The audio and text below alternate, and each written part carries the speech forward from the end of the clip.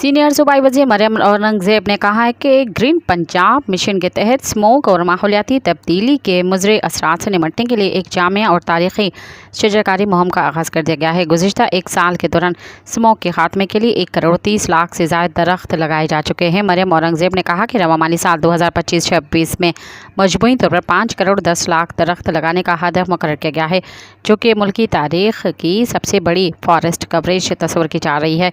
उन्होंने कहा कि स्मोक के ख़िलाफ़ हमारी जंग सिर्फ मौसमी नहीं बल्कि ये सिस्टम बेस्ड इस्लाहात और माहौलियाती इमरजेंसी के तहत मुस्तकिल बुनियादों पर जारी है। इस मकसद के तहत प्लांट फॉर पाकिस्तान इनिशिएटिव के तहत 3,42 करोड़ दरख्त लगाने का हदफ मुकर्रर किया गया है, जो 41,345 एकड़ रकबे पर फैलाया जा रहा है।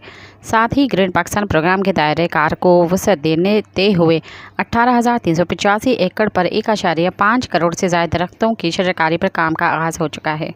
सब्सक्राइब कयो अवामी न्यूज़ HD के ताज़ा तरीन ख़बरुन ला ॾिसंदा रहो अवामी न्यूज़ HD।